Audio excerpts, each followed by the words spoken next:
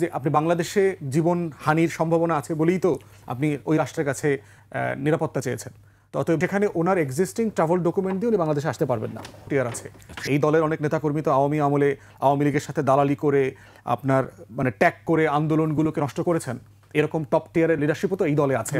সবাই তো আর জাতীয় যে তারেক রহমান ওনার পোস্টে যেই আশঙ্কার কথা উনি বলেছেন, এটার ব্যাখ্যা আসলে উনি ছাড়া আর কেউ দিতে পারবেন বলে আমি বোধ করছি না।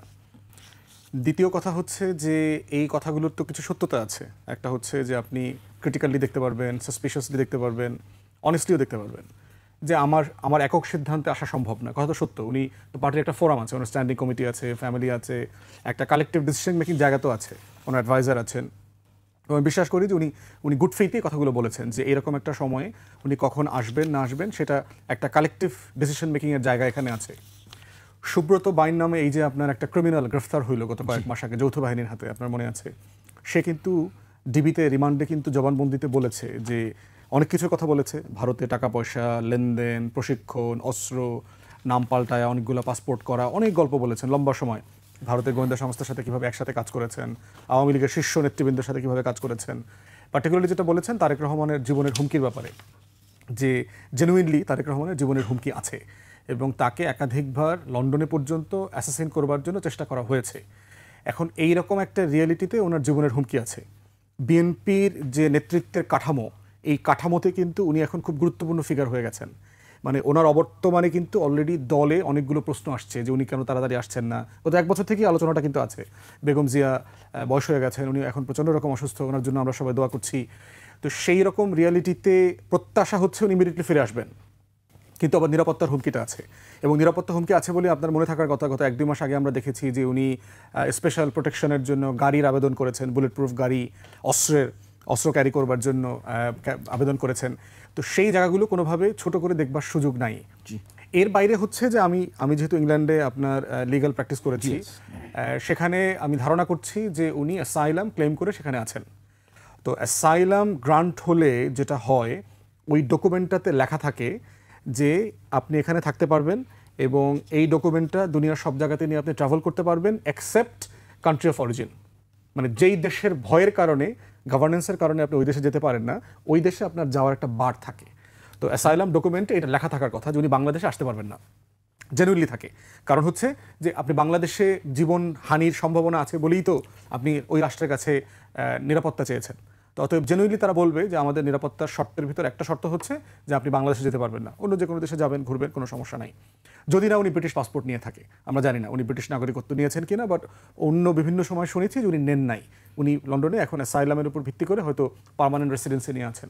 তো সেখানে ওনার এক্সিস্টিং ট্রাভেল ডকুমেন্ট দিয়ে উনি বাংলাদেশে আসতে পারবেন না।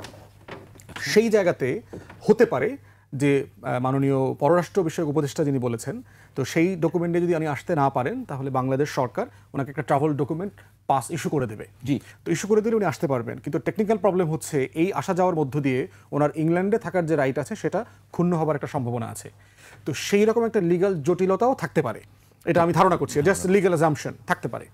তো এর বাইরে হচ্ছে যে আর বাকিটা হচ্ছে যে পলিটিক্যাল রিয়েলিটি। উনি জানেন উনি এবং ওনার পরিবার গত 17 বছর কী ধরনের নির্যাতনের মধ্য দিয়ে গেছেন, যে উনি নিজে রিমান্ডে নির্যাতনের শিকার হয়েছেন। যৌথ বাহিনী, ডিজিএফআই, এনএসআই, ডিবি সবাই মিলে ওনার উপর যে টর্চারটা করেছেন 1/11-এর সময়, সেই টর্চারের গ্লানি কিন্তু ওনাকে এখনও নিতে হচ্ছে। ওনার শরীর এখনও পুরোপুরি সুস্থ না, সেটার দাগ এখনও রয়ে গেছে। জিয়া পরিবারকে, প্রত্যেকটা পরিবার কিভাবে এটার জন্য এই নিষ্ঠুরতার, আওয়ামী আমলের নিষ্ঠুরতার শিকার হয়েছেন। ভাই মারা গেছে এক্সাইলে, মালয়েশিয়া থাকা অবস্থায়। তারপরে এই আপনার মা বেগম জিয়া 40 বছর যে বাড়িটাতে থেকেছেন, সেই বাড়িটা থেকে ওনাকে এক কাপড়ে উচ্ছেদ করা হয়েছে, বুলডোজ করে দিয়ে দেওয়া হয়েছে।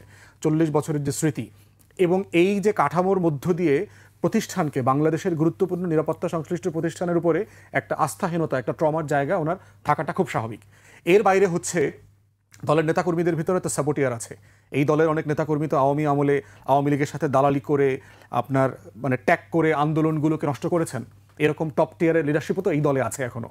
সবাই তো আর জাতীয়তাবাদী ওই ফ্রেমের জেনুইন লোক না। তো সেখানে এই লিডারশিপকে কতটুকু বিশ্বাস করা যায় সেটাও তারেক রহমানের জায়গা থেকে একটা প্রশ্নবিদ্ধ জায়গা আছে। কারণ তারা তো বেগম জিয়াকে উদ্ধার করতে পারে নাই।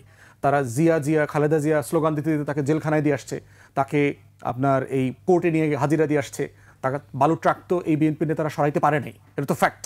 তো সেই জায়গায় তারেক রহমানের এই আস্থার জায়গাটা রয়ে গেছে যে এইরকম একটা মানে সম্ভাবনা শঙ্কার জায়গায় পলিটিক্যাল লিডারশিপকে আমি কতটুকু ট্রাস্ট করতে পারবো।